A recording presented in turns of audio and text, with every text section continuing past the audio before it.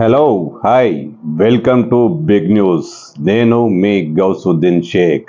ఉన్నదే రాస్తా, చూసిందే చెప్తా. తెలంగాణలో ఫోన్ ట్యాపింగ్ వ్యవహారం కేసీఆర్ ప్రభుత్వం బీజేపీకి తెలిసే చేసింది. ఈ వ్యవహారంలో బీజేపీ పాత్ర కూడా ఉంది. నిజంగా బీజేపీకి పాత్ర లేకపోతే ఫోన్ ట్యాపింగ్ టెలిగ్రాఫ్ చట్టం కేంద్రం పరిధిలో ఉంది. కేంద్ర కమ్యూనికేషన్ శాఖ, టెలిఫోన్ డిపార్ట్మెంట్ అన్ని కేంద్రం పరిధిలో ఉంటాయి. కేంద్రం అవసరమైతే దీనిపై సొంతంగా దర్యాప్తు చేయొచ్చు. మరి ఎందుకు చేయట్లేదు? కేసీఆర్కు అనుకూలంగా ఉన్న బీజేపీ ఈ విషయంలో ప్రకటనలు చేయడం తప్పిస్తే చట్టపరంగా ఎలాంటి చర్యలు తీసుకోవట్లేదంటూ మంత్రి శ్రీధర్ బాబు బీజేపీపై విరుచుకుపడ్డారు. బీజేపీ నేతలు ట్యాపింగ్పై రకరకాలుగా మాట్లాడుతున్నారు. అవసరమైతే వాళ్ళు కేంద్రాన్ని ఒప్పించి దీనిపై సొంతంగా ఒక దర్యాప్తు సంస్థను ఏర్పాటు చేసుకోవాలంటూ శ్రీధర్ బాబు సూచించారు. అనవసరంగా రాజకీయాలు మాట్లాడొద్దు. రాజకీయాలు బీజేపీ బీఆర్ఎస్ రెండు ఒకటే. ఫోన్ ట్యాపింగ్లో వాళ్ళంతా కలిసే పనిచేశారు. కలిసి పని చేయకపోతే మరి ఎందుకు కేంద్ర ప్రభుత్వం మౌనంగా ఉందంటూ శ్రీధర్ బాబు సూటిగా ప్రశ్నించారు. పాత్రికేయ మిత్రులందరికీ నమస్కారం.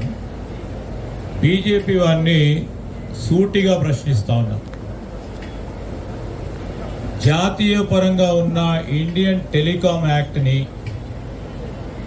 దానికి సంబంధించి విధి విధానాల విషయంలో నేరుగా ఎవరైనా ఫోన్ ట్యాప్ చేసినా టెలిఫోన్ చట్టం కింద వారికి పూర్తి స్థాయిలో అధికారాలు ఉన్నాయి. కేంద్ర ప్రభుత్వానికి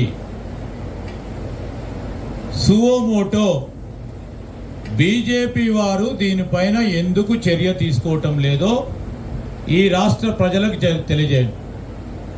అంటే మీరు బీజేపీ టీఆర్ఎస్ ఇద్దరు కలుసుకొని చేసిన ఈ డ్రామాని ఏ విధంగా పక్కదారి పట్టియాలని మళ్ళొక్క మారు టీఆర్ఎస్కి సాకారం చేసే ఒక ప్రయత్నం చేస్తున్నట్టు కనబడతా ఉంది.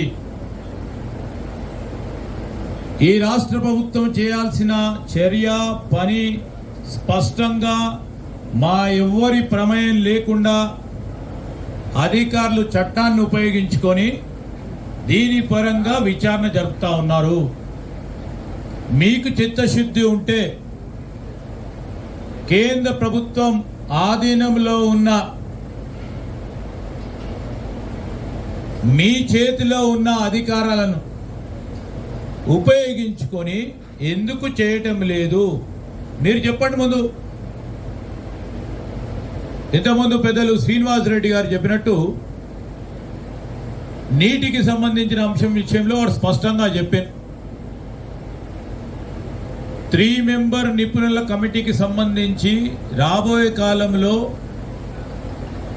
వర్షాపాతం తక్కువ కావటం వల్ల ఇబ్బంది జరగబోయే ప్రమాదం ఉందని మేము కాదు, అప్పుడు ప్రభుత్వంలో ఉంది వారు. ఇంతపూర్వకం కూడా చెప్పినాం. ఆగస్టు సెప్టెంబర్ మాసంలో వర్షాలు పడలేదు. టీఆర్ఎస్ పార్టీ ప్రభుత్వం ఉంది. మేము ఎప్పుడైనా ప్రకృతి వైపరీత్యాన్ని ఉపయోగించుకొని మాకు నవంబర్లో జరిగే ఎన్నికల్లో లాభం జరుగుతుందని, వర్షాలు ఎందుకు పడలేదు మీ ప్రభుత్వంలో అని వర్ణదేవుడిని ఏమన్నా వద్దని చెప్పినవా? అడిగినవా? ఎప్పుడైనా దానిపైన మాట్లాడినవా? ప్రకృతి వైపరీత్యాలు వస్తుంటాయి, పోతుంటాయి. తగు విధమైన చర్యలు తీసుకోవడానికి ప్రభుత్వాలు ఉంటాయి. మేము కూడా ఇప్పుడు వెనుకాడటం లేదు. ఇంతకుముందు మా సహచర మంత్రివర్గ సభ్యులు చెప్పినట్టు బాధ్యత మా పైన ఉంది. వారు చేసిన తప్పిదాలను సవరించాలా?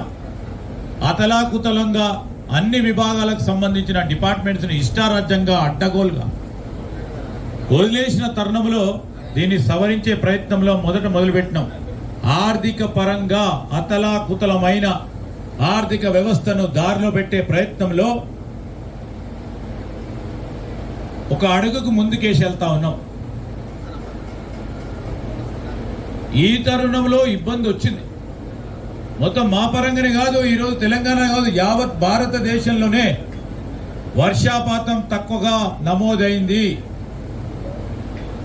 దానికి ఏం చర్యలు తీసుకోవాలి? ఈరోజు మా సహచర మంత్రివర్గ సభ్యులు శ్రీనివాస్ రెడ్డి గారు చెప్పారు. వారికి కొద్దిగా అనుభవం కూడా ఉంది. 45,000 కోట్ల రూపాయల మిషన్ భగీరథ పనులు. మేము 50 సంవత్సరాల నుంచి ప్రతి గ్రామంలో 1, 2, 3, 4 ప్రతి మున్సిపల్ వార్డులో 1, 2, 3 స్కీములు ఏర్పాటు చేసినాం.